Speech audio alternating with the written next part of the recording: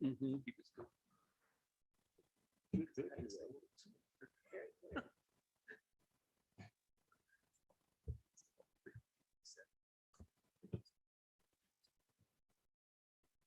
think it's done.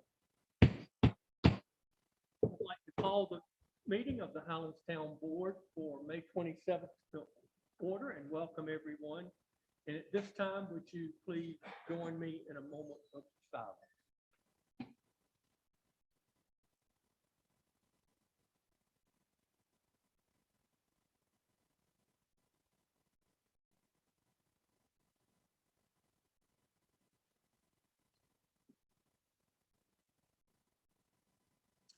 Thank you. We will now stand and for the pledge of allegiance. I pledge allegiance to the flag of the United States of America and to the republic for which it stands, one nation, under God, indivisible, with liberty and justice for all. Okay. Our first item tonight will be public comment period. If anyone would like to make a public comment, we'd appreciate you coming to the podium and stating your name and holding your comments to 5 minutes or less. So if we have anyone who would like to make a public comment, the floor is now yours.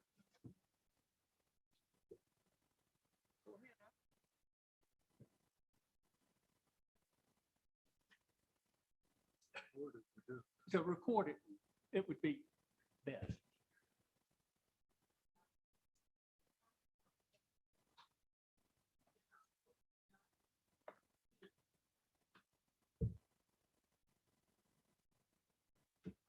Need to get up, but since nobody's doing it, I'm going to do this.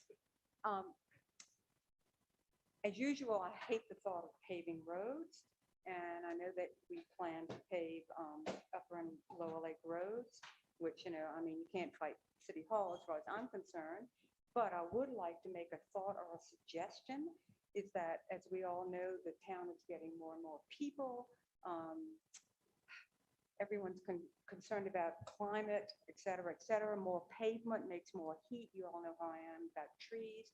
So if you're going to pave those roads, can you not pave them in that kind of light gray, whatever it is, kind of concrete, and as opposed to this dark black stuff, which is very nice having these roads, new roads paved. They're nice and smooth, but they're dark black. They're increasing the heat.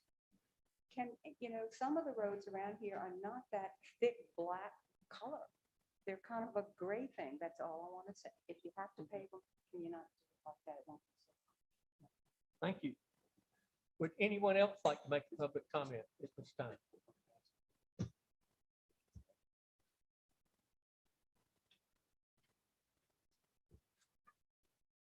Hearing none, let's move on to the next item, and that would be to review and approve the agenda. We had our agenda sent to us in the agenda packets, but I know Mr. Ward has requested 2 items to be added.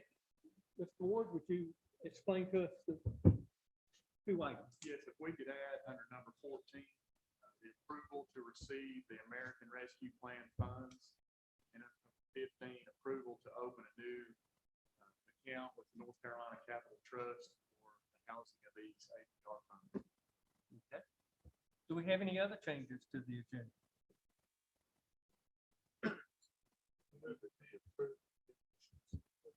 Okay. Second. All in favor, please raise your hand and signify by saying aye. Thank you very much. All right. The next item is number 5, approval of the April 8th special meeting minutes. Are there any changes to those special meeting minutes? Second. Okay. All in favor, please raise your hand and signify by saying aye. Thank you. The next item would be the approval of the April 15th regular meeting minutes. Do we have any changes, clarifications, additions to the regular meeting minutes? I move to approve. Second. Second. Okay. All in favor, will you please raise your hand and signify by saying aye? Thank you. Now, the final minutes, approval of the May 6th special meeting minutes. Do we have any changes, corrections to those minutes? Move we approve them. Okay, Second. second. All in favor, please signify by raising your hand and saying aye. Aye. Okay, thank you. Very good. All right, item number 6 will be the report, starting with the mayor. So let me go ahead and kind of go over some of the items that I've been doing and have identified. One, Tom Neal, who played a great leadership role in the Highlands Cashews Plateau Vaccination Center clinic, sent out a report today, which was very impressive. And what it said was that Macon County, with 39.5 to be exact, total number of people fully vaccinated, is leading this entire region. And it's like about 10 or 12 counties, and we have had more people vaccinated than any other county. Jackson came in at 33% or something thereabout, but we're kind of setting the trend. And to be quite frank, I think one of the reasons Macon County is doing so well is because we had that real great vaccination initiative here on the plateau. I know that Commissioner Hain was really very much involved in that. Many volunteers, over 250 volunteers. Along with that, today, and Robin Austin, who came and talked to us about the community immunity initiative, they've got that underway in Cashews and Highlands. And they'll be putting up a sign, kind of a big thermometer bulb in the park, kind of letting everyone know what level of vaccination we have. It's kind of like a United Way fund drive indicator of how much money's been raised. It's going to focus on how many people have been vaccinated. I will say one thing. I went to the bridge this past weekend and had a great meal, and it was wonderful to be back out in the community supporting our restaurants. And at the end of the restaurant session, and they had their community immunity sign, and they can put it up for a week. It's a banner, it's a temporary sign. But then at the end of it, they brought us bracelets and badges for those people that have been vaccinated. So I think it's a good program to encourage all of our workforce and the people in the community, if you haven't been vaccinated, to certainly do so. And we've got our pharmacy available, our health department ready to go. So that was a good beginning of that program. The other thing, I want to thank the Chamber of Commerce. I sent a forwarded email from Jamie Finn, the director, with their budget proposed for this year. They shared that with me and the board, and Brian's been involved in making sure that we get that information. So I really appreciate that, and we look forward to working with the chamber on how we can work together to advance the best things for the community. And then also I talked with Senator Corbin today about some of the legislation that is afoot in Raleigh. One is House Bill 401, which in the spirit of supposedly the spirit of increasing housing density and promoting workforce housing, would have a state law that would preempt any residential zoning ordinances in North Carolina, to where townhomes, duplexes, triplexes, any of those things could be put in a R1, R2 zoned area. The League of Municipalities is very concerned about that and came out advocating against such legislation.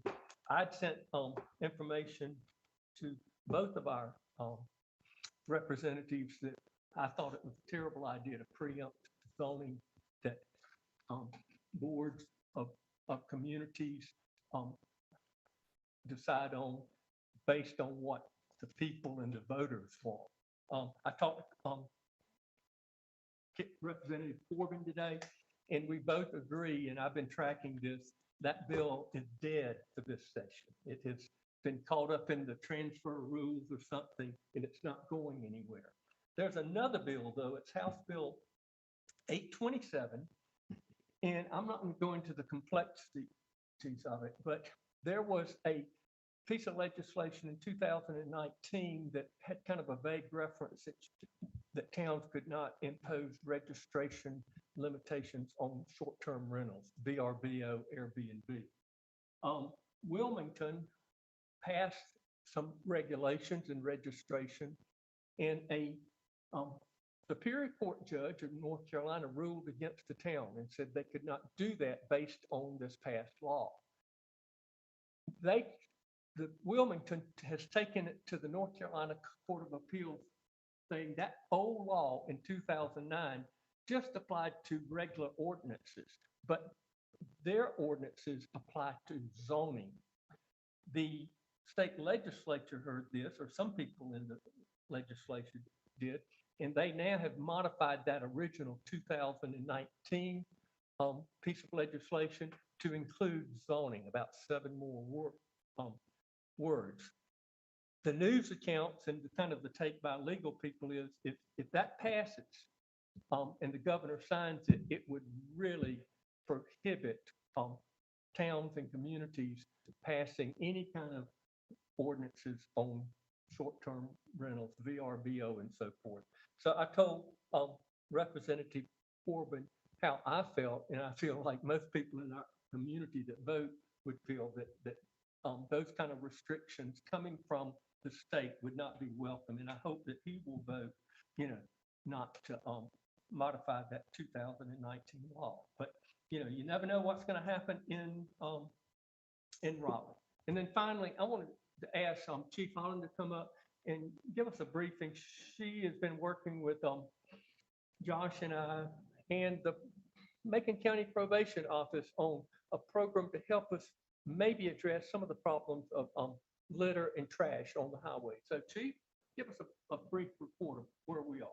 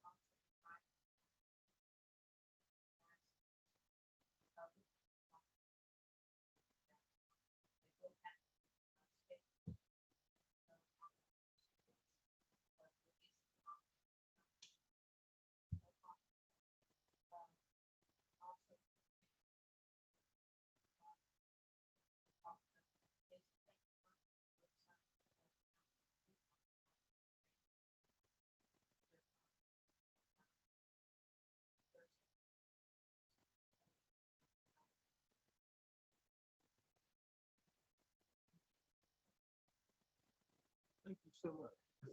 Chief, does that include the sign on there that says trash pickup? Do we have one of those? Okay. We have them. We and have we'll put through the-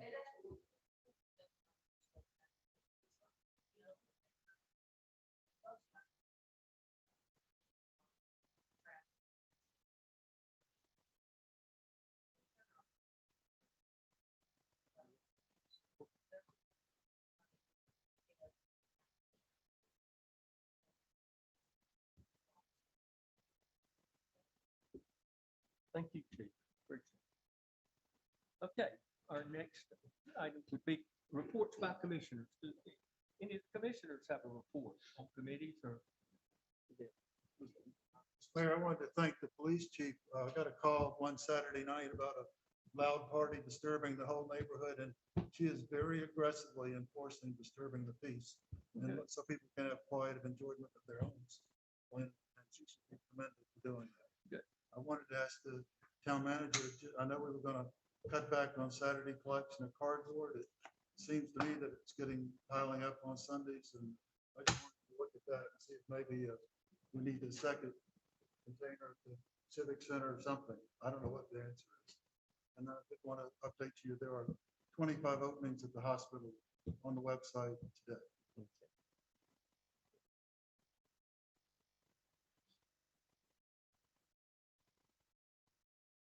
Josh, when does, or Mark, until, when that cardboard does, pile up on Sundays, it's picked up Monday morning? Lisa Lamar, scheduled for cardboard Monday.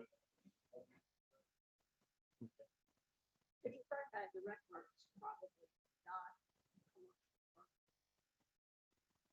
It's county cardboard. Yes, the rec park is definitely On their way out on Sunday, heavily used. they're dumping it. Right, so it's not necessarily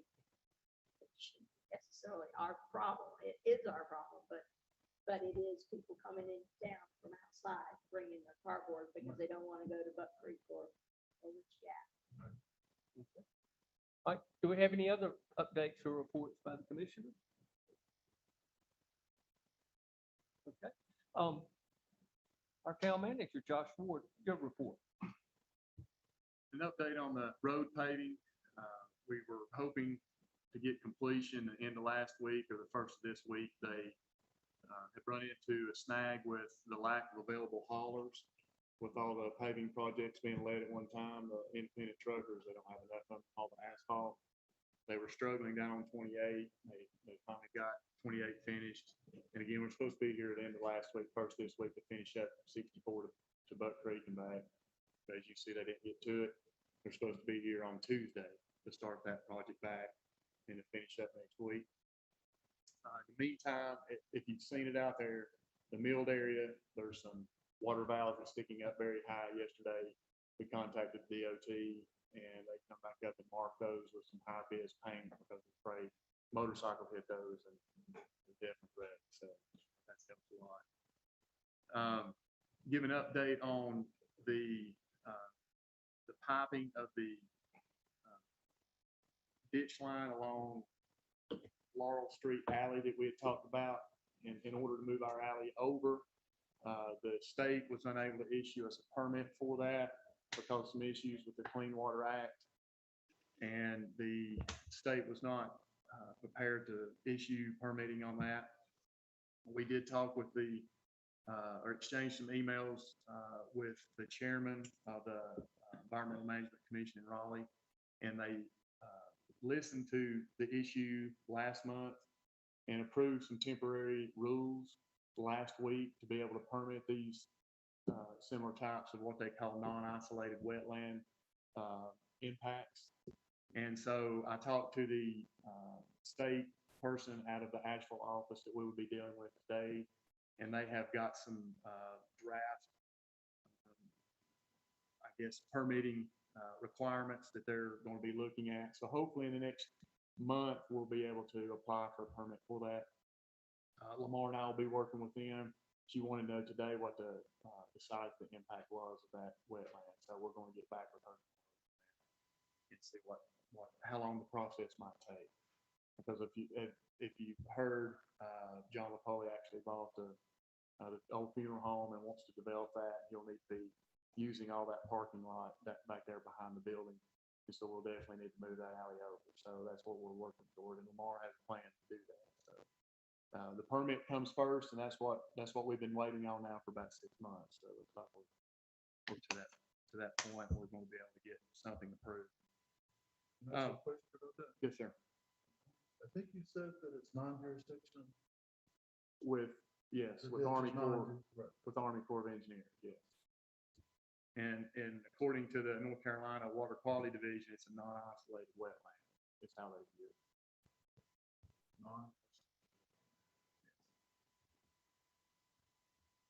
The fiber project, where the testing is ongoing right now. They tested and repaired about 50% of the network. They will be retesting that soon. Basically, what they're doing is they're shooting light down each fiber. They're noting which fibers are not passing light. They're keeping those down.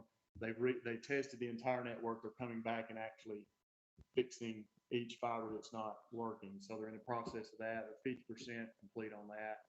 Our fiber contract is close to being finalized. I think Matt and the attorneys are going to meet one more time, along with Hotwire, and then we'll be getting that to the board soon. So everything is coming together, hopefully at the same time with that, to give you an update. Also, the comp plan, we found out today, Michael and I, that the comp plan public meeting will be held here on Wednesday, June the 16th from 5:30 to 7:30. So they'll have a presentation in line and some things to look at. And so again, if you'll write that down on your calendar, Wednesday, June 16th, 5:30 to 7:30 right here for that first public meeting for the comp plan. Also, town hall will be closed Monday for the Memorial Day holiday observation. That's all I have. All right. And the American Legion, as a follow-up, will be having a Memorial Day service on Monday at the Memorial Park in front of the police station at 10 o'clock. Okay, the next item would be the consent agenda. Do we have any questions concerning the content in the consent agenda? Move we approve the consent agenda as presented. Second, okay. All in favor, please raise your hands, indicate by saying aye. Thank you. All right. Item number 7 is a public hearing, proposed amendments to the Unified Development Ordinance for North Carolina General Statutes 160D compliance. Do I have a motion for us to open the public hearing? Second. All in favor, please raise your hand and signify by saying aye. Thank you very much.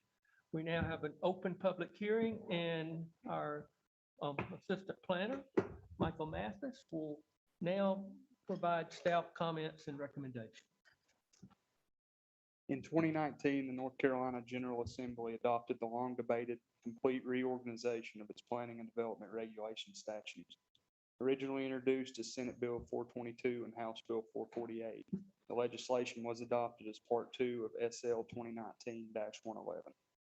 To conform with this new statutory framework, every city and county development regulation in the state will need to be updated by July 1st, 2021.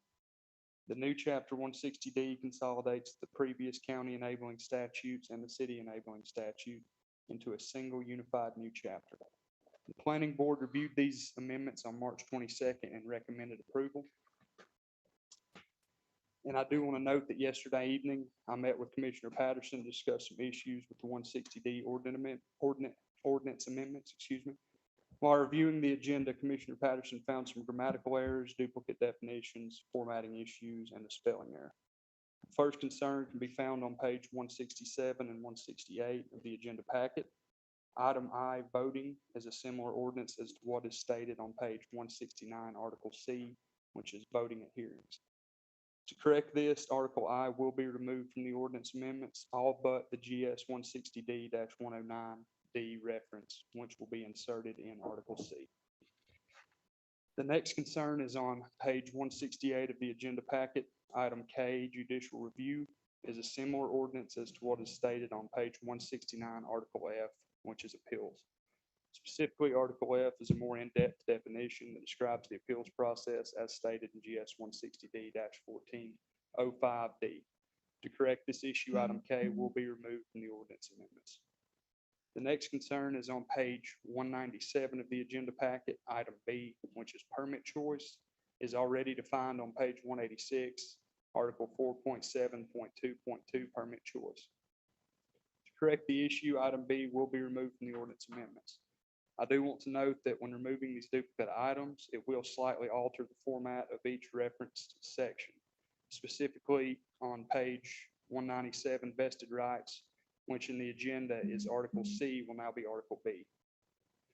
On pages 198 and 199, there are two formatting issues that need to be corrected. Specifically, in item D, duration of vesting, the lowercase c will be changed to an uppercase B.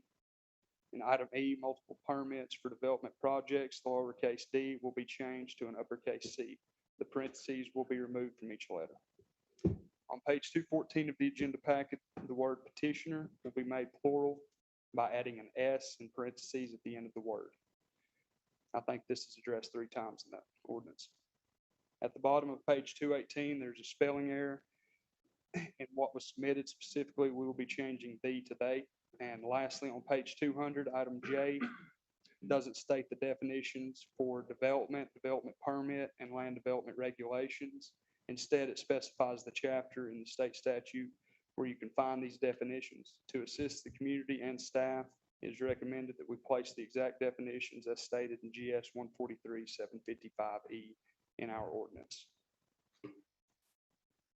The staff recommendation is to approve the 160D ordinance amendment subject to changes presented by Commissioner Patterson and in line with the statement of consistency. Any questions of Mr. Mathis? Yeah. Michael, I've got a question on page 160E, division of tract into parcels in accordance with the terms of probated will or in accordance with intestate succession under Chapter 29 of the General Statute. Why? I guess there's a good reason for that, but just wondering why that would not fall under our subdivision ordinance. Is that one not under the exemptions in Chapter 2? Where's it at on the screen? Yeah, so that was a new exemption the state's added with 160D. The above 4, I think, yeah, there's above 4 that we currently have, but this is the new exemption on that. I understand that, but why would we want to have an exemption for a will? That's just something that they had put on that checklist that I did. So this was a part of Is that- 160D to add. Is that something that we have an option of doing, or is that?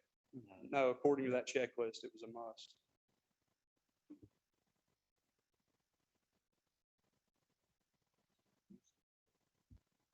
I've seen that done before, that's not. Well, it certainly sets,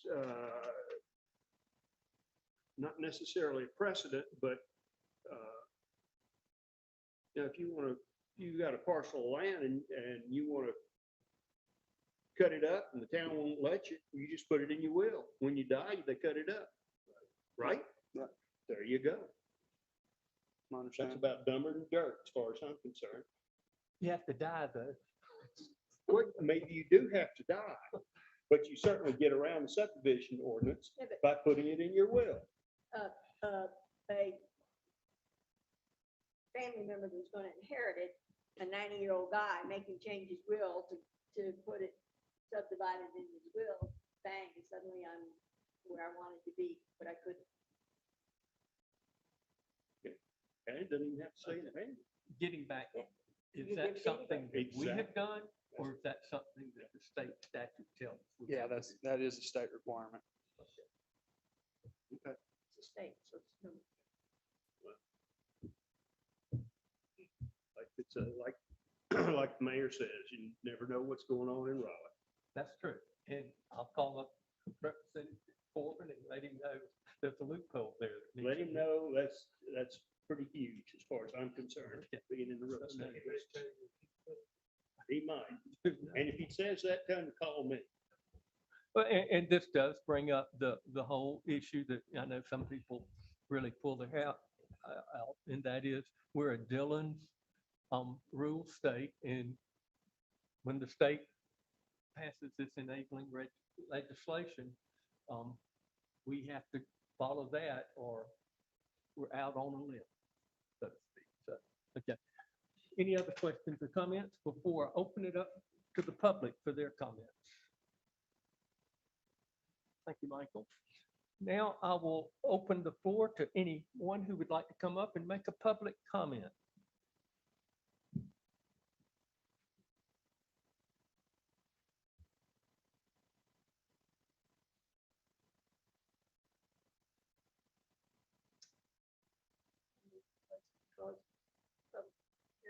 Okay, Second. second.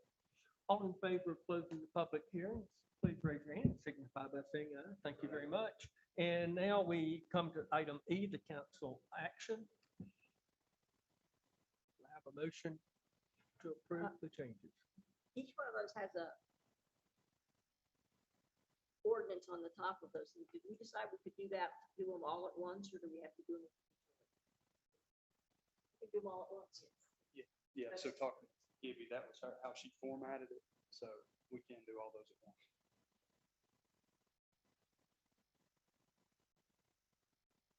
You're not going to do that, are you? I move we approve the changes to the UDO in compliance with the state's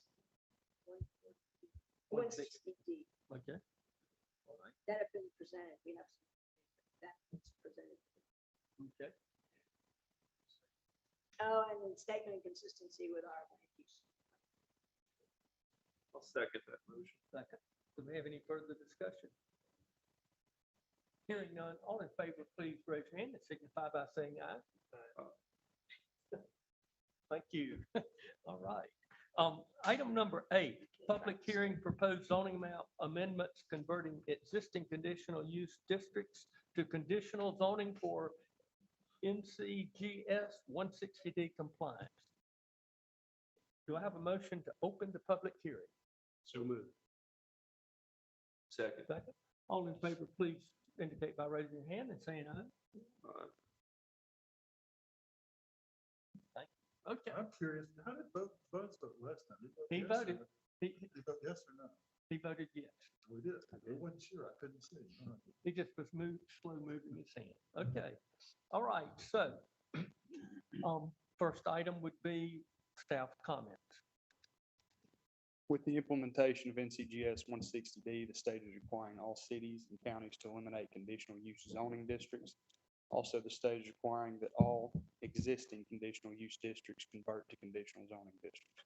No conditions will be amended by this zoning change, just the property zoning classification on our zoning map. Planning Board reviewed this item on March 22nd and recommended approval. The recommendation is to approve the zoning map 2021-03 as submitted and in line with the statement of consistency. Do we have any questions of Mr. Mathis? So when it says that the cities and counties have to eliminate conditional use zoning districts, that means they're just called something different. We're not eliminating in a sense that in a philosophical way or Yeah. a technical way. It's just, The conditions of those past district and the uses will stay the same. It's just literally a classification thing on our zoning map. but that's we're changing. still able to do new conditional use. No more conditional use districts, only conditional zoning now. Okay, it's called, is it a semantics thing or is there a technical difference in that? between- Well, there's a technical difference, I believe, and Josh, tell me if I'm wrong, conditional use districts used to have to go for a special use hearing as well with the zoning board. This will be an all-in-one thing, so they'll Okay, go, so it accomplishes the same goal. It's just a different way of doing it yeah, it actually consolidates the process. Okay. And we actually changed our ordinance before. to comply way before they Yeah. asked for compliance, because we had the issue, if you remember the Hutchinson house that old Edwards Inn bought across from Highland Hiker, where the board approved the they zoning, still but it have to had to do go back to the special use permit. We changed it after that to conditional zoning. So we already, right now, we would have to change it, but we had already done that, so. So now we're just changing nomenclature. We're changing what we had already approved as conditional use districts to conditional zoning districts now, but nothing changes on those approvals. I just want to make sure when it says you're eliminating, you're not eliminating as a tool for municipalities to use. Yeah, well, the conditional use districts will be no more, but conditional, Conditional zoning, but it Yeah. essentially accomplishes the same goal. yeah, they're, I move we approve the, Well, we've got, first of Oh, all, have sorry. public comment. Let me- let me just trying to get out of here. First, let me open now the floor to any public comments concerning the proposed changes to the zoning map.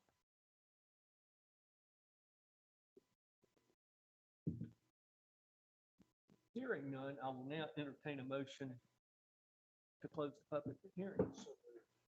Second. All in favor, please raise your hand and say aye. Thank you. All right, the next item E would be council action. Now can I do it? Yes. I move we approve the, dang, I can't even think what I'm doing now. The amendment to of the zoning map to comply with North Carolina General Statute 160D. And a statement of consistency with our land use plan. We'll have a second. Second. Okay. All in favor, please raise your hand and indicate by saying aye. Thank you. All right. Thank you, Mr. Mathis. Appreciate it. All right, item number 9, NCDOT Comprehensive Transit. No, wait, we don't. Michael's got one more. One more. Oh, I'm sorry. Okay. So in using a North Carolina School of Government provided checklist, staff was able to make all the necessary ordinance amendments and bring the UDO into compliance with state statute. Once all text amendments were corrected, we realized that we needed to change the state law reference table and all the parts of our ordinance that reference the outdated development laws in Ncgs 168. Once this is complete, the town of Highlands UDO will comply with Ncgs 160D, and the recommendation is to set a public hearing for the rest of these amendments for June 17th meeting. So I move we set a public hearing for the June 17th meeting to consider the final. Second. All right. All in favor, please raise your hand and signify by saying aye. Thank you. Okay, Thank you. appreciate it. All right, item number 9, NCDOT Comprehensive Transportation Plan Approval for Macon County. Let me give some background on this, and what the situation is. I'm chair of the Transportation Advisory Committee of the Southwestern Commission. These comprehensive transportation plans have been developed by individual counties now for a number of years, and it has been in the past year the Macon County's turn to do that. The county has already passed a comprehensive plan. The town of Franklin has. And on Monday night, the Transportation Advisory Committee passed it contingent on the town of Highlands passing the transportation plan. The reason this happened the way it did, and it's somewhat out of sequence, normally we meet a week earlier than we're doing, but because of budget reasons, we pushed our meeting back to this day. If we'd have followed the regular every third Thursday meeting, then we would have passed it, and then it would have gone to the Transportation Committee. And that's why now we have the Transportation Advisory Committee passing it contingent on whether we pass this transportation plan tonight.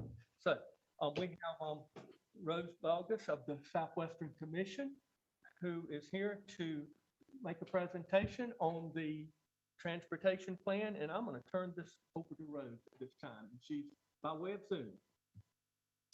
Thank you very much, Mayor. Can y'all hear me? Yes, sure can. Very good.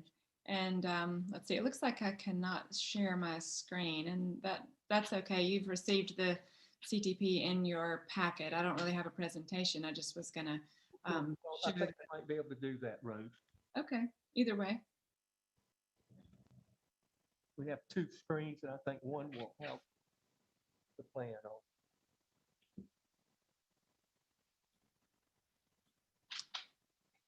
on. That's fine. And so again, my name is Rose Bogus. I'm the transportation planner with the Southwestern Commission Regional Council of Governments.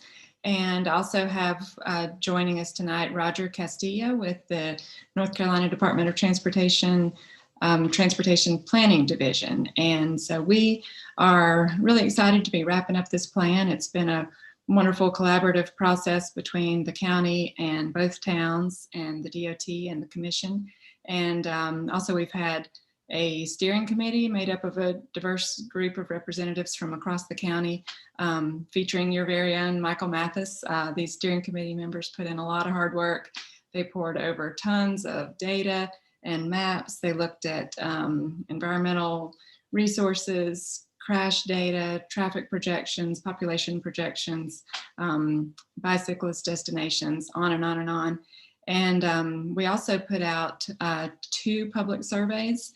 The first one was planned that way. The second one was to take the place of in-person public workshops because of the pandemic that occurred. But we got a lot of great input from the public. And in the end, we were tasked with essentially deciding what infrastructure needs might be needed over the next 25 years, looking out to the year 2045. So we synthesized all that data and all the input we got from the public and all the local knowledge that was represented within our steering committee and all the data that was available to us from NCDOT. And we came up with the plan that you have in front of you. It includes 19 recommendations for highway improvements and 22 recommendations for bicycle or pedestrian projects and 3 recommendations for public transportation projects. And it also includes at the end a list of what we call unaddressed deficiencies, which were roads that were very substandard, but that we felt like in keeping with one of the goals. There were multiple goals that we're trying to balance, but one of them was to preserve the rural character and natural beauty of Macon County. And so some of these roads, to bring them up to standard, would just be too impactful to the natural environment and to private property, and it just wasn't considered feasible for the benefit that it would offer. So so those are documented in there just so that people know, yes, we did look at them, but determined not to make those recommendations at this time. As we all know, the county is growing and people are moving here, sometimes whether we want them to or not. So we're just trying to do the best we can to plan for that growth and not be blindsided by it. So again, I really would just want to thank all the members of the steering committee and the county and the town and the DOT for this process that we all participated in. I also want to let you know a little bit about the format. This is a brand new format that DOT has put together with their Office of Communications, and it's designed to be a lot more user-friendly and short, to be more digestible by normal people and members of the public. The entire report's only 27 pages, and then all the data and all the details are contained in appendices. So it's much easier to get through, much easier to navigate. And this is the very first one in the whole state. Macon County was kind of the pilot for DOT's new format that's more graphical in nature, more colorful, has larger text and call out boxes. So it's a little easier to just get to the meat of the plan without getting bogged down in huge stacks of words. So we really are happy with it, and hope y'all are as well. I'm happy to answer any questions anyone may have. Roger's also on the line here if you have any. And Rose, let me add one thing about this projected plan. As being a member of the TAC board, we're looking at 25 years out, and these roads proposed projects have not been funded. And we're just now, from the pandemic and the problems with the DOT, we're just now getting ready to go into the next phase of prioritization. So do not expect any of these projects to be done tomorrow. It will Absolutely. Yeah, projects, we're now in the, so many of you probably know this, but the comprehensive transportation plan is just kind of the basis where we identify needs further out, but it does not indicate any funding for any of these projects. And then every few years we go through a prioritization process to try to get kind of the top priority couple projects funded, sometimes more successfully than others, depending on the funding available and that's kind of a data-driven process. So it really depends on what the competition is like, what the other projects in the funding region and in the division are like. But yeah, projects that we're in prioritization 6.0 right now. So going back to 5 and 4 and 3, we're just now seeing the projects that we got funded in prioritization 3.0 are just now actually getting constructed. So it takes a very long time, even if you successfully get it funded, for it actually to be designed and built. So that's why we have to plan so far ahead. These plans are updated every 10 or 12 years just to correct for newer data and changing conditions. We know we can't perfectly predict the future. We do the best we can with the data we have available. But that's why these things are updated every 10 or 12 years or so as needed or as conditions change. So that is a great point, Mayor, that these are a long way off.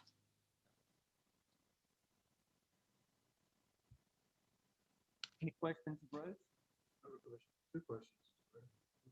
I talked to Mark Hill's office about Buck Creek Road and 64, and he said they were willing to widen or clear the right of way as far as they could, but they need to acquire more right of way to improve the line of sight.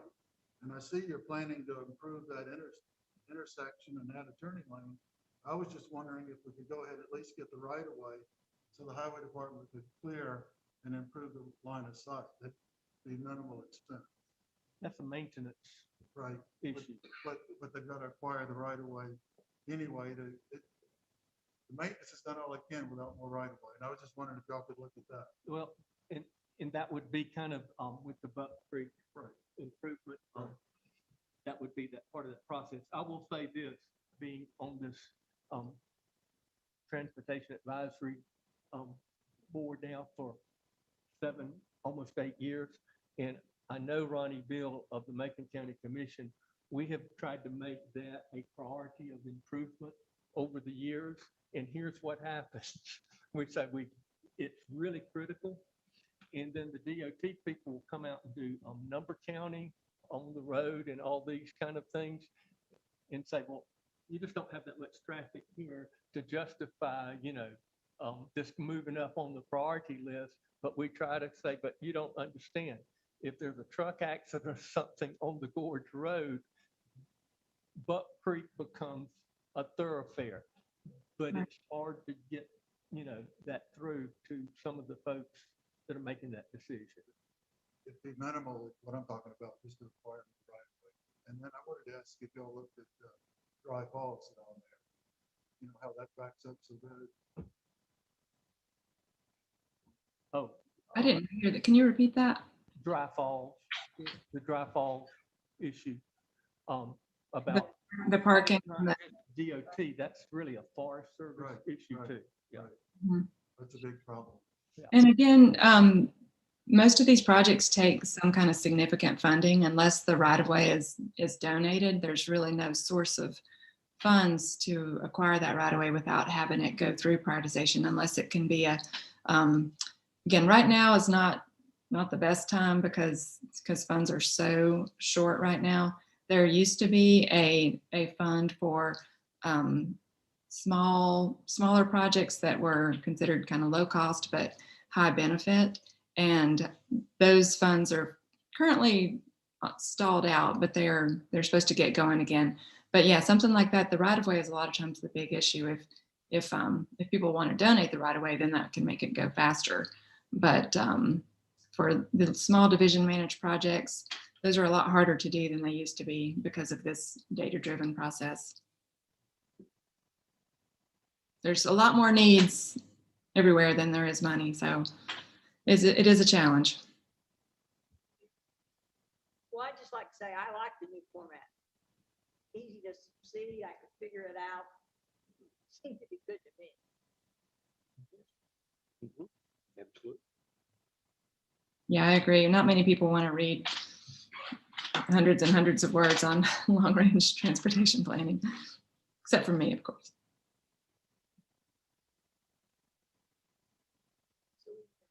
Yes. Yes, ma'am. Okay, do I have a second? Second. All in favor, please indicate by raising your hand and saying aye. Thank you very much. Thank you, Rose. for Thank you joining. very much. And Roger. Okay, Thank you. thank you. All right. The next item, 10, the Bearwise certification.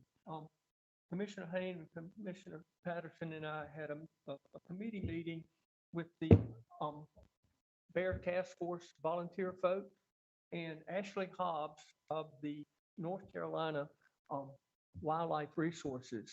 And she's in charge of the Bearwise certification program. We have been doing a lot of proactive things to try to address the problems with bears coming into Highlands and educating people about how to deter those interactions now for a number of years. We've been following the steps in the Bearwise program, and one of the last things that the wildlife resources people want us to do is to set up a kind of an educational program to make people aware of these interactions with bears. We've had an example this week, which was in the newspaper, where we had an unfortunate situation with a person with a dog and a bear with cubs, and that interaction did not turn out very well, but thank goodness the woman that had the dog on the leash was not injured and the dog survived. I heard today of one of the houses here in town, someone left the door open and a bear decided to come in and see what was in the refrigerator and things like this. So it's very important that we educate people and make people aware of our bear interaction. Let me just show you what I, along with the committee, fitness training, we've kind of come up with this is kind of a storyboard that we like to do. And I've talked with Matt about creating just a web page of information and resources for people to access. And a lot of this we already have, but what would it would involve? We would post our ordinances concerning not feeding bears.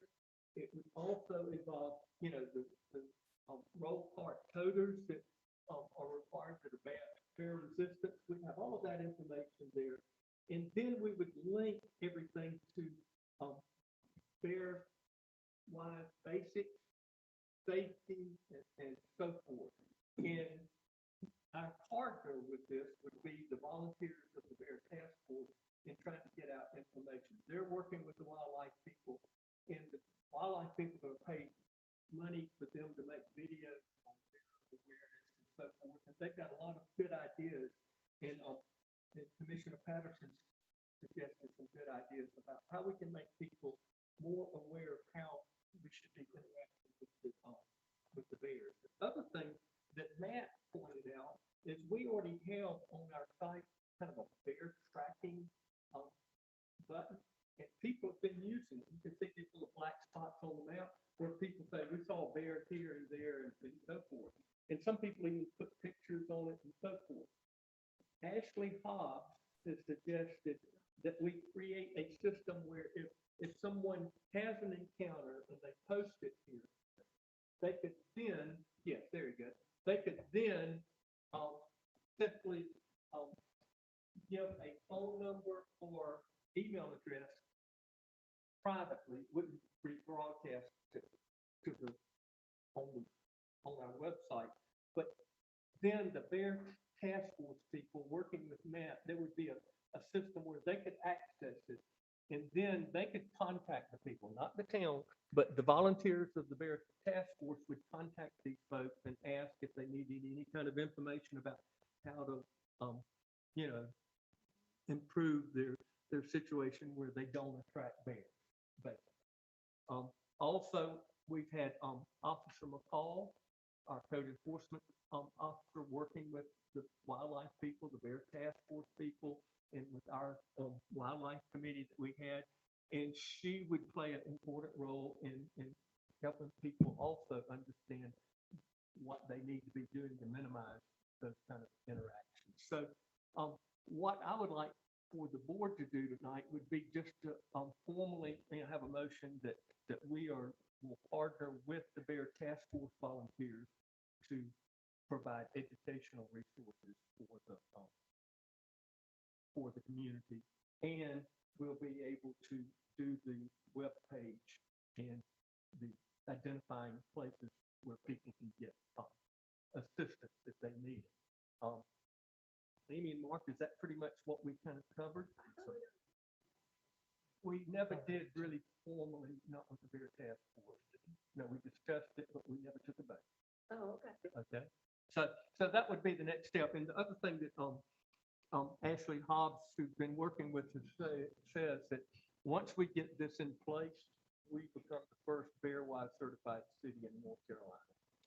So the question would be that we want to become a certified bear-wise city, and we want the bear-wise Bear Task Force, the volunteer Bear Task Force to implement all the necessary Educational. things to become a bear-wise certified organization.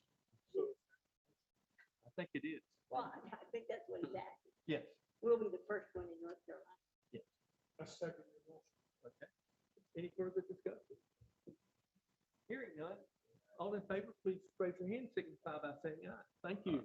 We'll move forward with that. We'll work with Matt in getting this up and running. It is really important with the interactions we're seeing with the bears in the community. All right.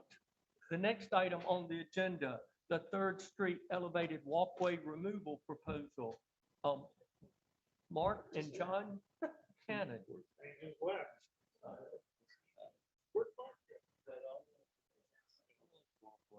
There he is. It's actually on our Getting old. Well, I'm John Cannon, and 47 years ago, our dad and stepmom were invited to stay on Turtle Pond Road with family friends. And that began a love affair of Highlands, North Carolina, with the Cannon family. And we've been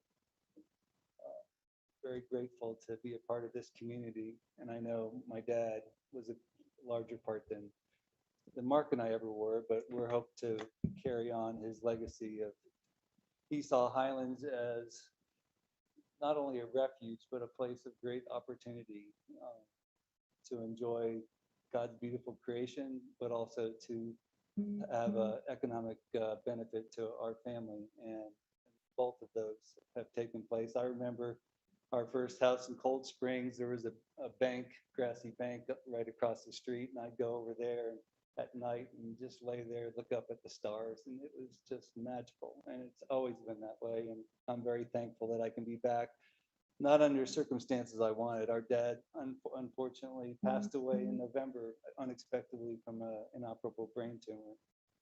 He went in for a biopsy to see if they could do treatment, and he never came out of that. And so anyways, Mark and I are here today to share with you about a proposal for the 3rd Street, and we sent you what it would cost to do demolition, and then also a proposal of what it would look like in the future. And we think it would be a win-win for the community and for us if you guys got on board with us to help make it happen, to provide some more beautification of Highlands and also for more parking spaces, which I know in the high seasons are always needed.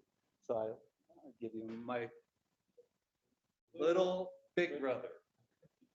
Mr. Mayor, board members, thank you. Obviously, anybody who drives on 3rd Street on the west side of our building can see the issue of what's happening with the sidewalk.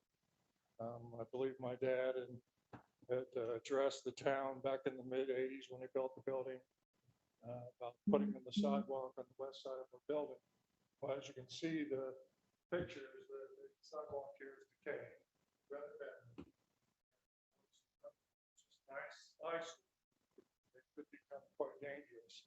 I did talk to MJ&M Concrete. We've got the illustration.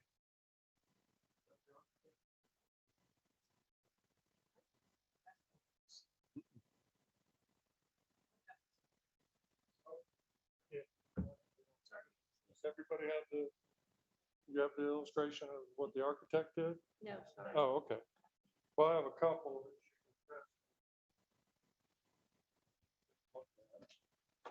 We have Mr.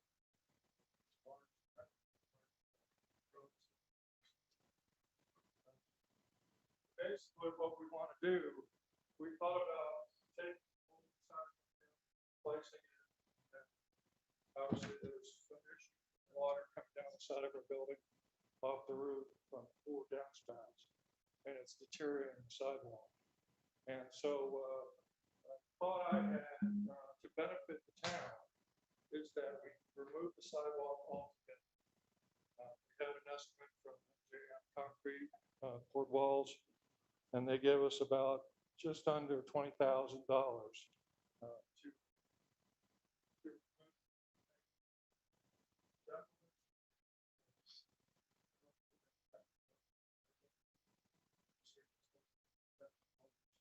well, that was our idea, was just to take it all out and then put in parking spaces. You can see there on the illustrations that the sidewalk would be gone totally.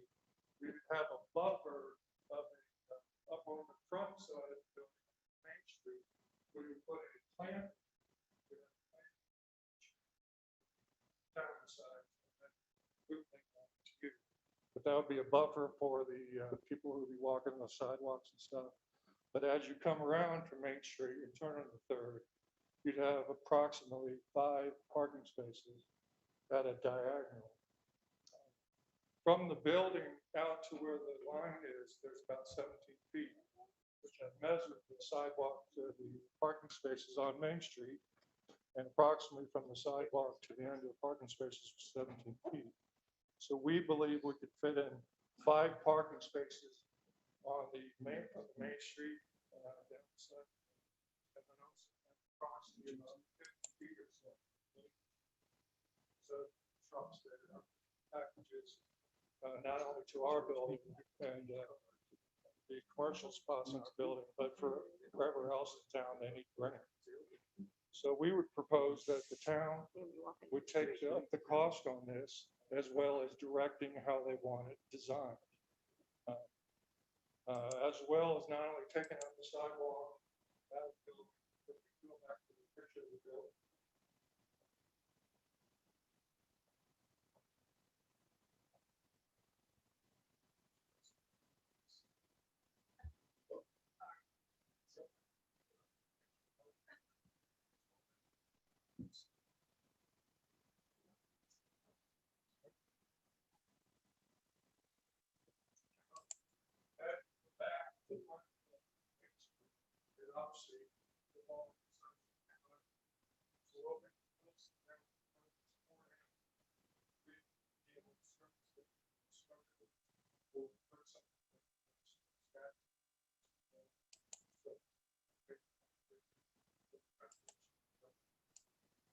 So basically, that's our proposal, and we put it before you, and submit it to you, and we think it would be benefit to all of us to help the town and obviously take away that eyesore.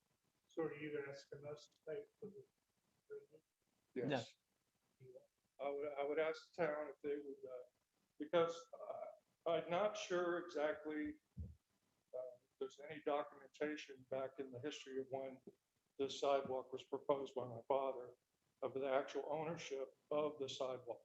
I don't know if there's any documentation. We haven't been able to find anything.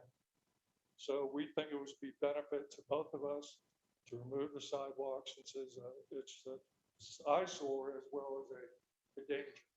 So Mark, you're saying that the sidewalk is actually on town right of way? We're not exactly sure. I've been trying to find that out, and I cannot find any documentation.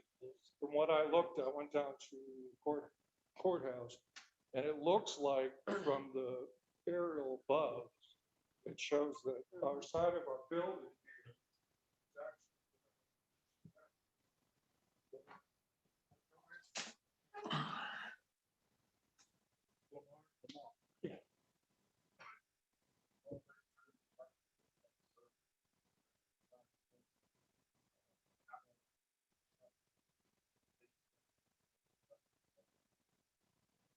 The building or the sidewalk? Under the assumption what? It was B1. It was B1, so it's built right to the property line, which is what is allowed in B1, the building, not the sidewalk. So the sidewalk would have been, I mean, if it's commercial, they would have been required to put the sidewalk in anyway, right? Maybe not back then. Well, I wasn't here when Bill, I was here. This was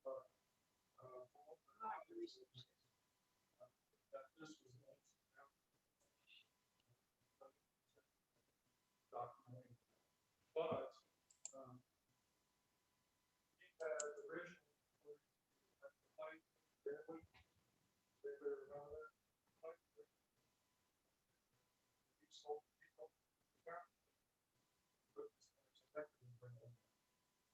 So I don't think it's worth, haggling over, but I think it's a solution that we could possibly look at. And I just put it to your judgment. So your proposal is the $19,000 to have it removed. Well, that's what MGM. Okay, but proposed, yes. you would want us to do that, fund that, and then all the road and parking, we would also fund that too. I mean, if you can do it cheaper than MGM. So we have.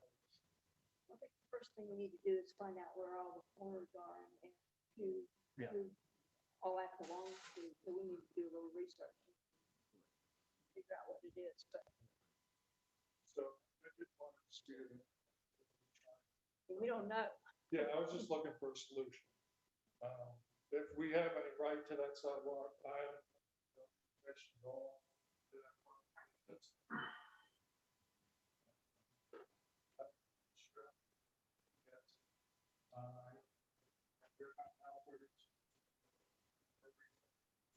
They use that background sheet for their employees and for boxes. But I didn't want to dispute any ownership or anything like that. I'm just looking for a solution.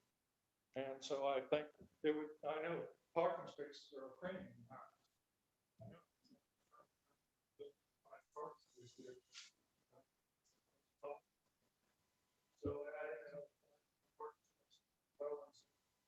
designated. Right now, there's no real loading zone.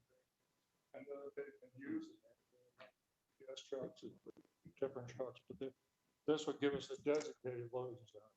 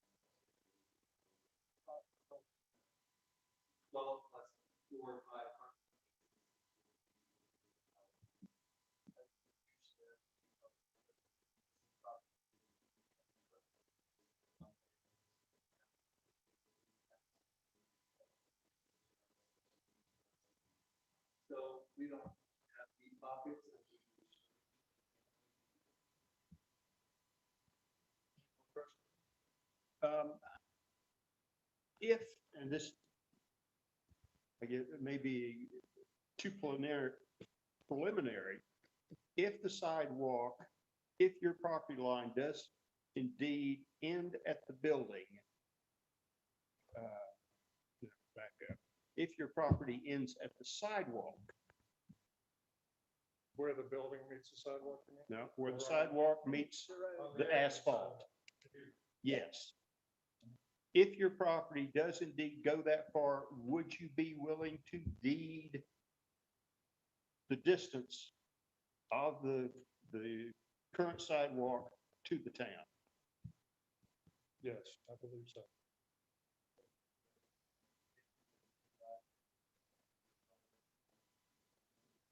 Oh, I don't know about that. You're wanting us to do all this and have parking, which may potentially be partially on private property, and I don't think the town, I wouldn't want to split a parking lot like that. Sure. I mean, that's just, I don't know yet. I'm just asking to test the waters. If there's any,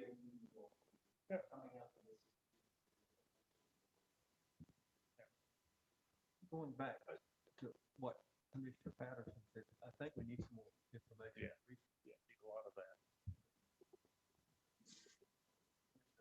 Yeah, I was just gonna say, why don't we get this?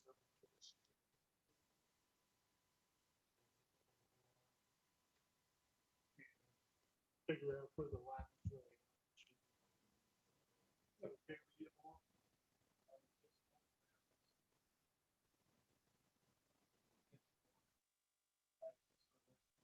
Mr. Mayor, this is Jay. Am I on audio? Okay. Our county, Yes. town attorney. Go ahead. I just wanted to say, it seems to me that a survey needs to be completed before you take any move one way or another, because the town's prohibited from offering any private emolument by the North Carolina Constitution. So you should know where the boundary line is before you make a decision. So I would suggest you get a survey before you do anything. And you concur with that, Lamar, right?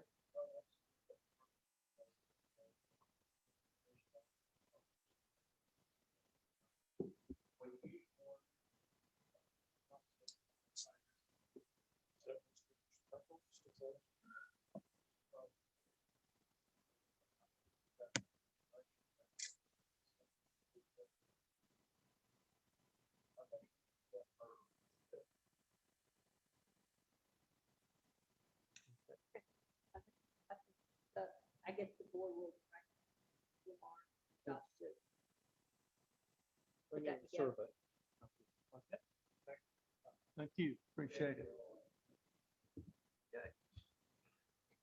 Next item, will be item number 12, utility payment conveniency waiver discussion. Josh Ward. If you remember back when COVID hit us, we were looking at different ways to prevent people from having to stop by and drop off payment in one of the boxes since town hall was closed. We decided to waive the convenience fee for a period of time, and that is continuing to occur. During this time, we have had a tremendous amount of people take advantage of the service. The online payment with the waiving of the convenience fee. This makes it a lot smoother for staff. The payments go in immediately. There's less issues with types and the postal service with receiving the checks and things like that we typically have. We have to make a number of calls per month. You know, folks say that they sent them 2 weeks ago and not received them yet. So it started out the first few months. These fees, when we looked at them, were around $600. They increased each month. And now we're looking at about $1,600 a month for these fees that the town is right now absorbing. We decided now that things are starting to get back to normal, town hall is now open, that we look at these utility fees and bring it to the board to see what the opinion is. As far as staff goes, the recommendation would be to continue to waive these fees into the future, just due to the smooth transactions we have with the ability to use these fees without having to pay I think it's like a 2.3% convenience fee. When you look at the overall billing per month, this past month, these fees were $1,600, but we billed out roughly $765,000. So it's a very small percentage of our overall bill each month that goes out. And again, I think it's a very good way to keep folks from having to come in and pay, with a check or drop off with a box. And then it also cuts down on a lot of staff's time where we have to process those checks, scan those checks, and get those. So that would be the recommendation for staff, is continue to absorb those fees into the future. Questions, comments? I will say one of the things that we had, especially with our second home owners that use checks, they'll mail them, and especially here with the post office, they arrive late, or there's sometimes controversial, well, when was this paid? But with the credit card posting, it's pretty definite. You made the deadline for the paying of the bill and did not get late fee charges. I guess I'll play devil's advocate here. I don't want my utility bill to go up because somebody else pays with a credit card. I mean, we're gonna have to absorb that somehow unless you actually save that in staff time. But that is probably difficult to document. I mean, I pay mine with a bank draft and it has no fee whatsoever. And so that's always an option for that. So I don't want my utility bill to go up because somebody else wants the convenience and won't pay for that convenience. I'm just trying to get reflect. I would add The one other thing, side of the story. the well-being of the staff too, over, that, they do have to post the check and everything, and then when things don't go right or the check doesn't get here, there's a lot of time on the telephone and sometimes confrontation about, well, my check should have been there. And so this minimizes some of that. You're definitely saving staff time with processing checks when they. $1,600. I don't have that number calculated.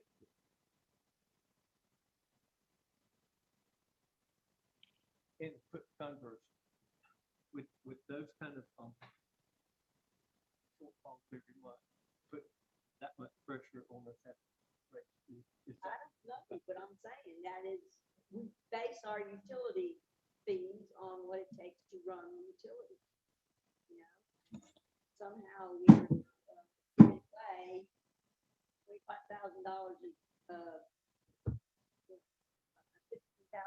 a year, then somehow you're gonna have to make that up.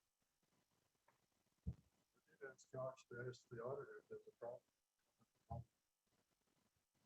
Well, the auditor doesn't have that kind of consideration. It's simply a bookkeeping thing for them. I wasn't allowed to do it. I wanted to do it. I was charged. North Carolina, grant, we can do it without first license and check. And I mean, that book, and it's pretty easy. Yeah, it was a one person cost. Now it looks- You got postage, it's not. You figure out what cost it is, but it's more expensive. We're still, I mean, are you saying that they're not getting a bill? No, I'm talking about, if you take the cost of a person, how many bills they do a year? You know, it's pretty easy math, to figure out what it costs to send a bill, Well, I argue with somebody about what, it's, don't think we're gonna be laying anybody off because we don't have to do that anymore. So we're gonna pay the exact same salary regardless. It just depends on whether that's actually gonna be beneficial to us, that they have other things to do and can't do, or it just takes away an aggravation. I'm just giving the other side of the argument. what I used to do when I was utility manager, somebody was talking about paying, writing about a $20 late fee, I just pull it out of my pocket, and pay it. It's easier to pay it myself, take the time, now. All the time, I did all the.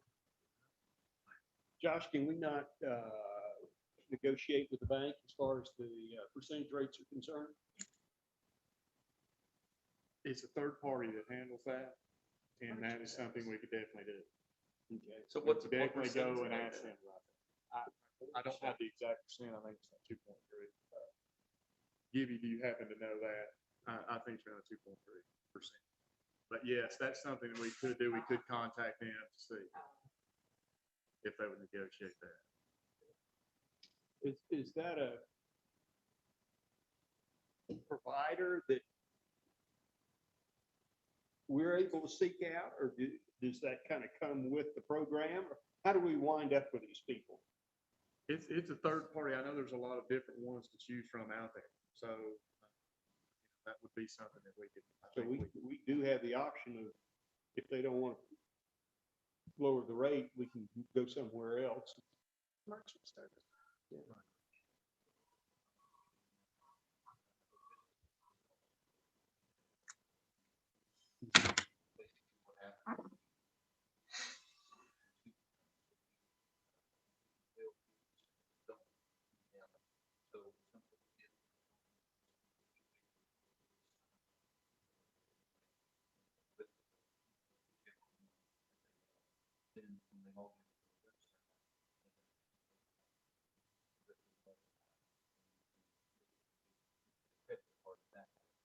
So possible to go with another provider.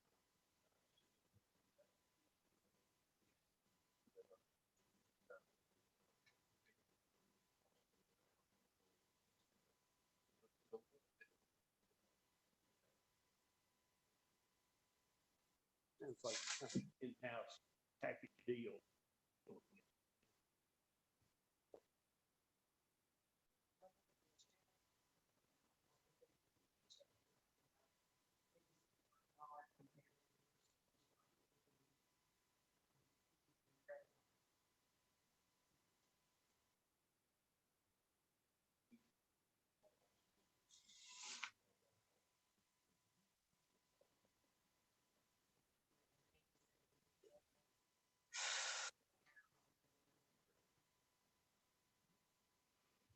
Seems to me we're talking about either making this policy decision now or asking Josh and the staff to provide analysis about the cost of transaction options and so forth.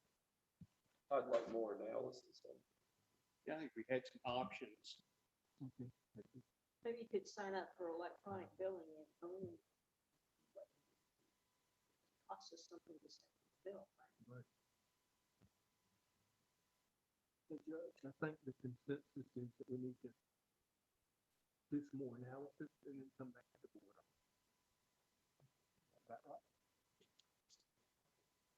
And we continue the policy until Yes, correct. We'll keep it in place until we make a final decision. Very good.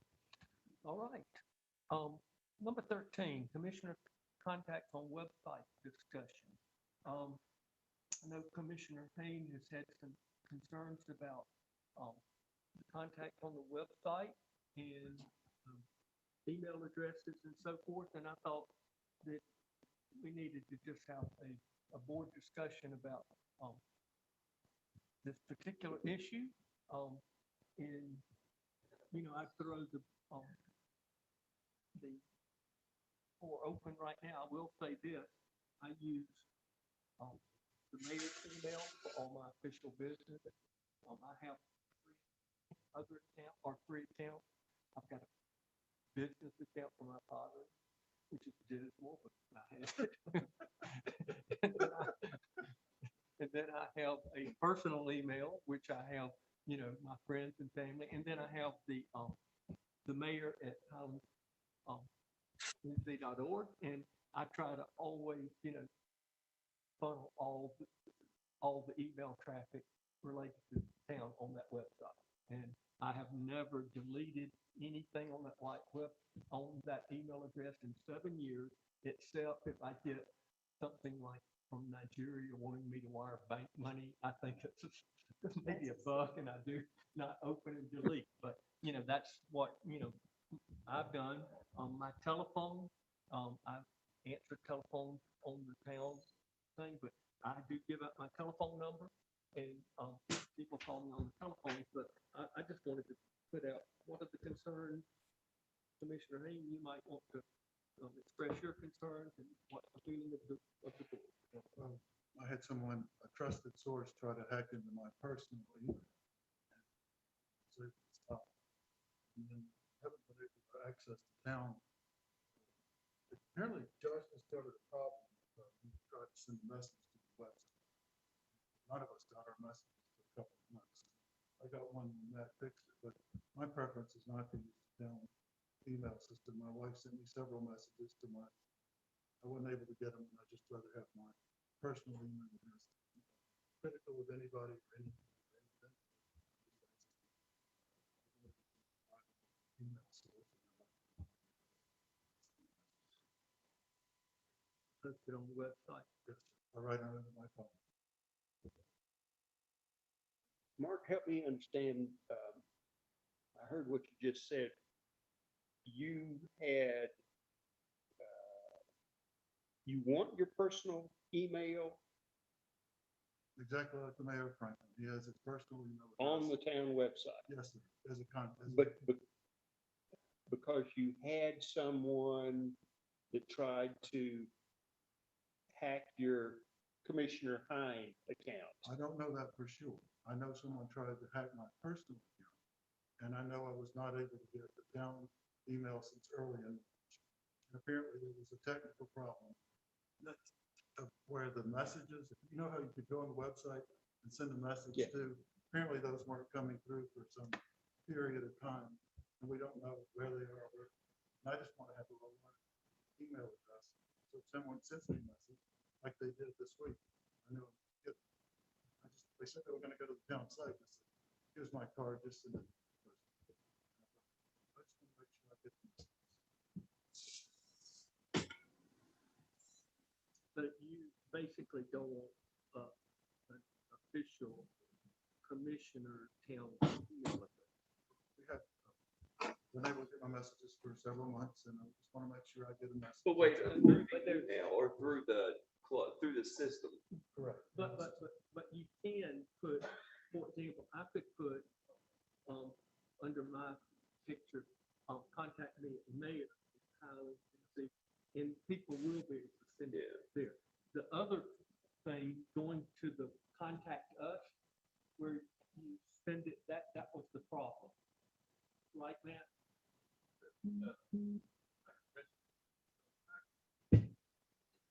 Why don't you go to the mic and speak to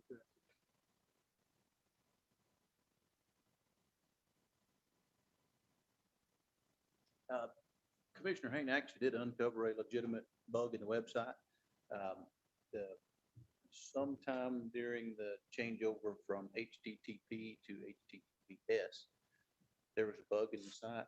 So when someone dropped down to contact Commissioner Patterson and Commissioner Hayne or virtually any of us, it looked as if the email went through and then it did not go through. So he was correct in that. We spoke to our web designer.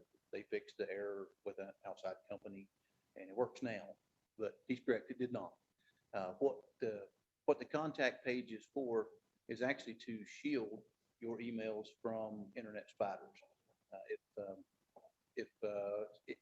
If an internet address is actually legitimately in text format on the website, just essentially typed on there, an internet spider can crawl that and pick up that address, and then they'll start sending you malware and spam and et cetera like that. So that's what we've done. So no one who goes on our website right now, they actually can't see your email address. They know they're sending a contact to Commissioner Dotson, and then they'll type in the boxes and then hit send. And then that comes to you from noreply@highlandsnc.org. So he was correct. He did find that, and we have it resolved now, but that's why we did that. So as far as for staff, we don't advise to actually type that. I know the mayor in Franklin does have that on there, but for security purposes and malware being, it's really running rampant right now. And they do target towns, especially right now. Malware is really targeting towns. So we're trying to keep the website as secure as possible. Now, if Commissioner Hayne is okay with that, and he doesn't mind getting malware and spam, then I don't have any problem with putting that on the website. It's totally up to the board. I'll tell you a personal problem I've had with, not that this is through a professional association that I'm the president of. We've had, it's the same thing that you're saying, like the emails are posted online. And so people go on there, and this is where it becomes a problem. They take people that are in roles where they would assume that you'd be like a trusted source. And then they'll change your email address to like, they'll change mine to like, instead of B Steeler at Highlands Country Club, they'll change it to like HighlandsGolfClub.com. And then they start sending everybody, they can get like anybody's email in town and start firing emails saying that like you need help and you want them to send money. But most people get these things and they have no idea. So I like the fact that it's protective. And I've had to deal with that, and it's like when you have to start sending mass emails out to people saying like, ignore these requests. We had the same thing with my email address about 2 years ago, where it looked at, and they sent it to Rebecca, saying, cut me a check and send it somewhere or something. And Rebecca said, first of all, the mayor never asked for checks. Correct. But the email looked funny. Yeah. It had that same thing. Right, and that's phishing, and specifically that's spear phishing when they will find someone's email address, find out the role that they do, and they will start targeting you with pointed messages like the mayor and asking Rebecca, please sign this check and send it to me here. And of course, she caught that. Since that time, we have now implemented another antivirus and spam filter. So all of our email now doesn't come to HighlandsNC.org. It actually goes to filter first before it ever even comes to our email boxes. And then that filter pulls out anything that's spam, malware, links, etc. And then it sends it to our email box, which has other filters on it. So we're trying to keep it as safe as possible. So my mayor's email goes through that filter. Yes, anything sent to mayor@highlandsnc.org. But if I'm using this might answer Mr. Haynes, but if I'm using my personal email, it's just going out in cyberspace. Well, if you use your personal email, then they may have other filters, but they don't have ours. So, I mean, that's, I believe yours is at, I didn't tell you about it. what's that? I didn't tell you about it. Your what? My question. I said, I believe your personal email was, nctv.com. Thank you. I couldn't remember. So I'm sure they've got some sort of filters. I mean, we don't administer those, so I can't speak to them. But like I said, that's totally up to the board. We'll do whatever he wants to do. So does this have to be a joint thing, everybody or nobody, or we can do it individually? No, we can do it we can do it individually. It will appear different, obviously. If what Mr. Haynes is requesting is that under his picture on the contact page, that his email be listed there. So the rest of your emails will not be listed there, and then his will not be listed in the contact page where yours are. So it won't be consistent, but that's okay with us, if that's okay with you.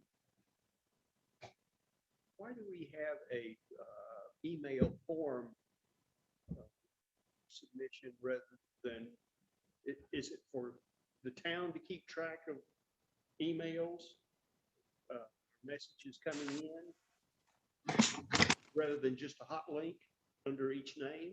That's the thing, that's what I'm talking about.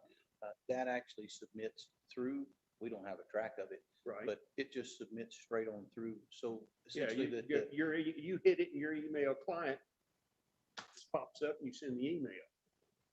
if it's a link, but Right. in here, if you go to our website and go to the contact page, Yeah. it's a drop-down list and it says, I want to contact Commissioner Dodson, and your email is never there. Right. In behind the scenes, essentially blind to the web user, then it will send to that link to your website or to your internet email address. So they never see it and they can't harvest that email address. That's why that's the way that it is. Jay, did you want to say something?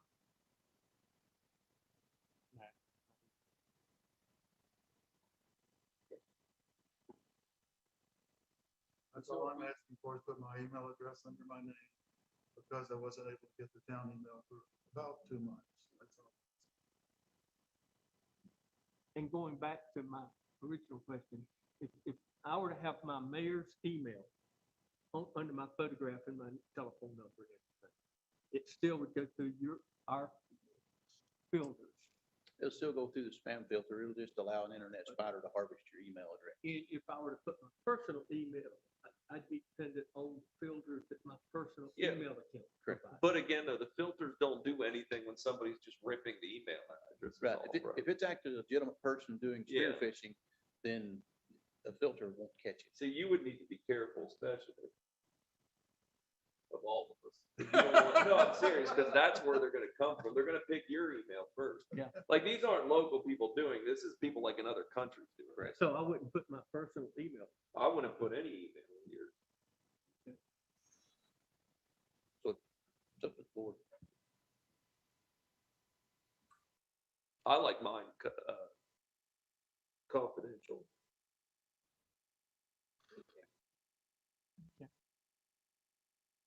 If that means that you have to put in a monthly protocol that you send us all. That's If it would actually work. what we're gonna be doing now. Yeah, uh, so that we know that We just didn't think about it not working, to be honest. So when Mr. Haynes brought it up, we were unaware, so we had it repaired as soon as it happened. Okay. Jay, did you have a comment? No, I didn't, except that if y'all will talk into your microphones, I can hear what you're saying sometimes. Okay, all right. sorry. Okay, well, it seems like what we're talking about, each commissioner and the mayor has to make a decision on how this That's is gonna totally be up to done. you. We'll do whatever you have to do. Okay, Thank you. That's fine with me. Thank you very much. okay, good. Thank you, Matt. Okay, let's move on because it is getting late. Item number 14, approval to receive American Rescue Plan funds. Let me just say this. Josh and I and others been tracking this, and I thought it sounded really good that they were just gonna send us a check, and then all of a sudden the US Treasury is gonna write up the rules, and then the League of Municipalities and the legislature, and all of a sudden it gets to be a little bit more complicated. So Josh, would you explain what we need to do? It's government. So as the mayor said, we finally received the forms that we were supposed to submit. Rebecca has those prepared. Another 2 for requirements that we have to do. The board simply has to approve receiving the American Rescue Plan funds, ARP funds. So you guys tonight, if you'll make a motion to receive these funds, we need to submit that to them. And we also need to set up a separate fund, was a recommendation, a separate fund for these funds to go into. I mentioned back a couple months ago, the town of Highlands will be receiving $290,000. Half of that will be by June 15th of this year. The other half will actually be received next year around March, April time period. We're splitting in half. So we need to get this moving pretty quickly and get these forms submitted and requirements into them. So basically, the first whole part that we need is for the board just to approve receiving these funds. May I ask a question there? Are you gonna amend the budget, Josh, to do the finished water pump station? When we receive the funds, we'll have to recognize that. So that's the second part of it, is there's a list of things that this money can be used for. What we want to use it for is what we had talked about before, is one of our water improvement projects that's in this upcoming budget. So we have a couple of them that are around 600,000, and this would actually pay for half of one. That's what we do want to use the funds for. We do have to report that and what it was spent for and get that back to the proper government entity. So you're gonna spend it in this year. So when we receive it, we will have to provide the proper agency what we spent it for, how much it costs. And so we will have to, once we do get, hopefully by the middle of June, we'll get the first allocation. And we'll have to bring it back to you to recognize the funds so that we can budget and everything. And then we're going to use it for one of the water improvement projects. What should the motion be? So this motion is just to approve receiving these funds. So moved, Mr. Mayor. Okay. Have a second. Second. Any other questions or discussion? Hearing none, all in favor, please raise your hand and signify by saying aye. Thank you. And then item number 15, approval of the open a new NC Capital Trust account for the RFP. So in all the training that we've listened to, basically what they said, it would be the best to open a separate account for these funds to go into. That way you could track it and report it easily. So what we would like to do is open a new fund with the North Carolina Capital Management Trust for these funds to go into. So moved, Mr. Mayor. Why are you doing it that way instead of just a regular? They No, want it to be I understand separate. getting a separate one, but why is our separate one somewhere? It doesn't, it could be through the bank or through the Capital Management Trust. We felt like it would be better through the trust. We get a little bit better interest through there. And we felt like that would be a better place to track it for the Okay, as reporting long as you have a process. reason. Yes. Have a motion on the floor in a second. All in favor, please raise your hand and signify by saying aye. Thank you. All right, very good.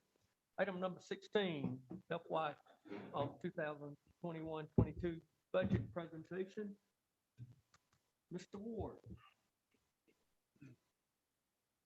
Mayor Patrick Taylor and Town Board of Commissioners, I'm pleased to present the fiscal year 2021-22 budget for your review and consideration.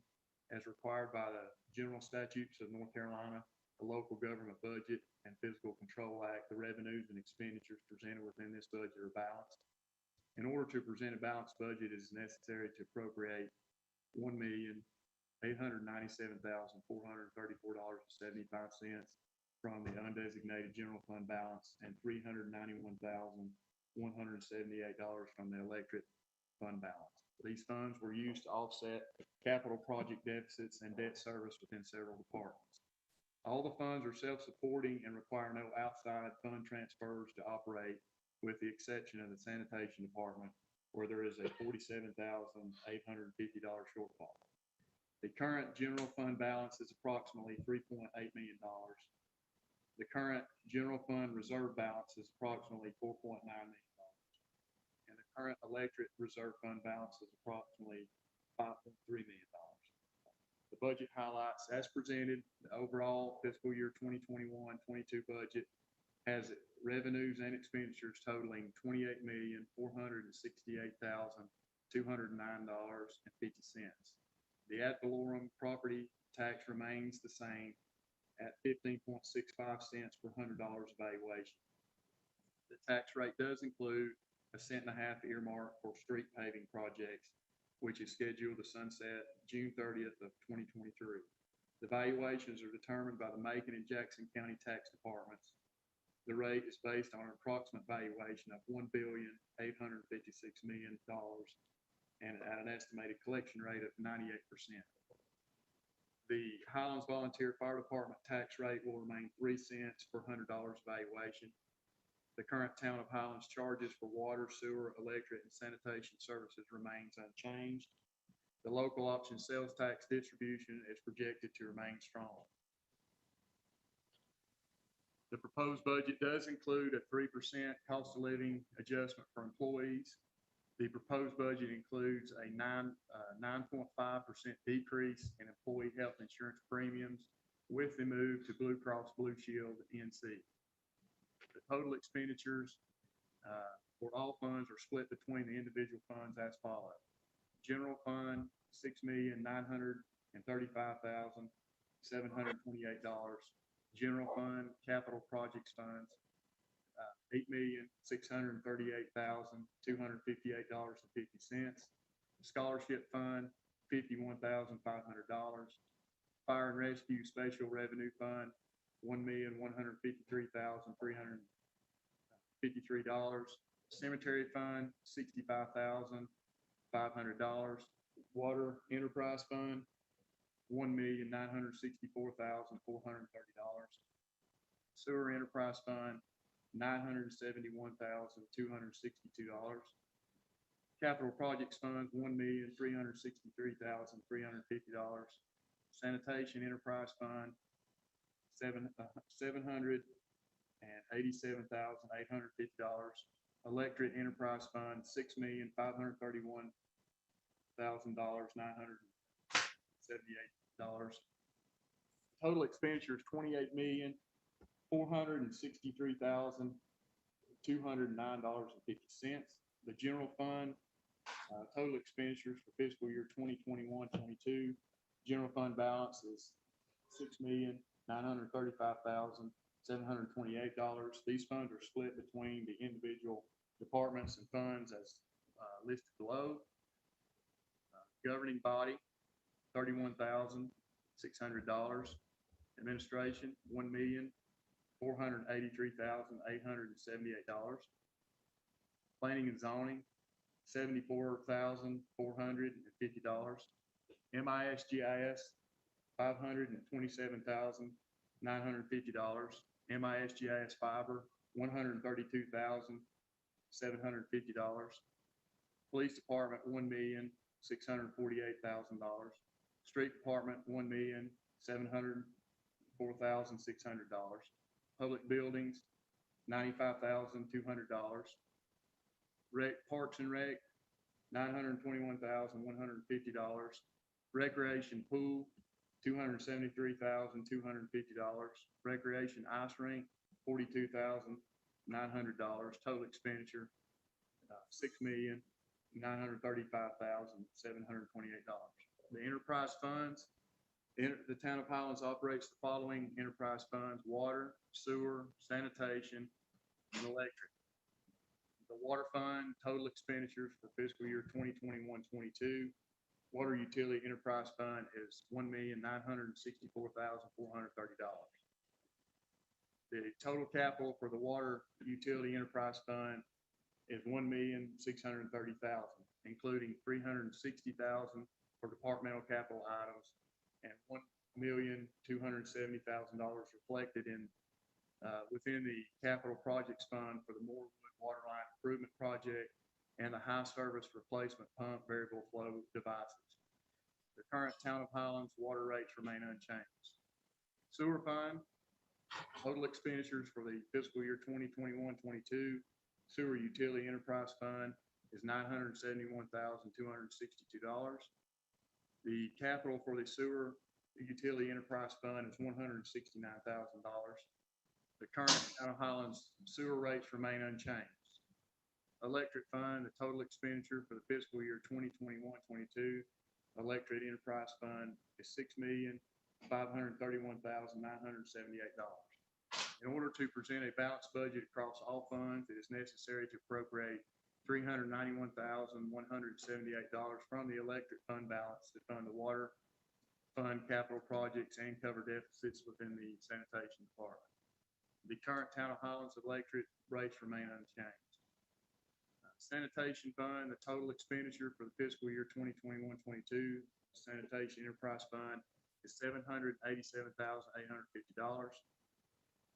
Sanitation fund will require a $47,850 transfer from the electric fund to cover operations fiscal year 2021-22. The current town of Highlands minimum charge for residential and commercial trash pickup remains unchanged. With that being said, after 3 consecutive years of operational deficits, I recommend staff and the financial committee continues to study the fee schedule for both residential and commercial pickup to determine the amount of increase required to balance the fund in the future. Special revenue funds, the fiscal year 2021-22 budget includes the following special revenue funds: general fund, capital projects, fire department, and capital projects. The general fund, capital projects fund, the total expenditure for fiscal year 2021-22 general fund capital project funds is $8,638,258.50. This fund includes the loan for the aerial fiber construction project and the loan for the construction of the fire department main station.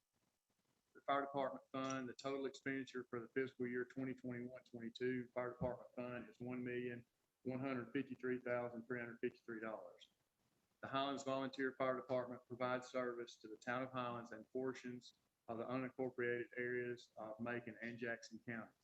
The revenue for the fire department is generated 100% through the fire district ad valorem property tax and not the town of Highlands general fund.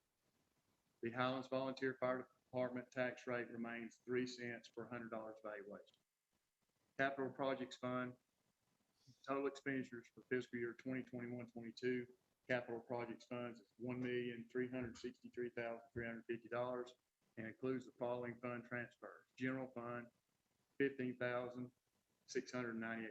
water fund, $20,685, sewer fund, $56,967, and the electric fund, $1,270,000. These funds are allocated to various projects to pay debt service on Kelsey Hutchison Founders Park Stormwater Project, which is $15,698. Debt service on Lake Sequoia Water Intake Project, which is $20,685, and debt service on the Mirror Lake Sewer Project, which is $56,967. These funds are also allocated for the Moorwood Waterline Improvement Project and the High Service Replacement Pump Variable Flow Devices, which are $1,270,000. The financial outlook for the town of Highlands remains strong. As we have witnessed over the past year, people are eager to visit Highlands as a vacation destination or relocate to Highlands as permanent or part-time residents. The town's undesignated general fund balance remains strong, and with the exception of the sanitation department, all enterprise funds are stable and covering their operating costs. The electric fund is stable and continues to provide funding necessary to offset capital project costs in other departments. As with any other town utility fund, the electric fund revenue should be monitored closely each year as Duke Energy continues to increase wholesale rates. Due to the availability to transfer funds from the electric reserve, the town has been fortunate to keep its long-term debt extremely low. In closing comments, I would like to thank Mayor Taylor and the town board for their guidance and working with staff during the budget development process. I would also like to commend all the town department heads for the diligent work they put into the budget in order to ensure sufficient funding in the areas needed. In closing, I look forward to implementing this budget, and I hope that we continue to achieve our priorities and goals of providing quality public services. Sincerely, Joshua P. Ward, Town Manager, Town of Highlands. And I would ask now that a public hearing be set for the June 17th meeting. Okay. Second. Second. All in favor, please signify by raising your hand, saying aye. Thank you very much. Thank you, Mr. Ward, for your work. And for our financial director, Rebecca Schuler. All right. Item number 17, closed session pursuant to North Carolina General Statutes 143-318.11A6, personnel exception, town manager annual review. Do I have a motion that we go into closed session? So moved. All in favor, please raise your hand, signify by aye. We are now in closed session. Thank you very much.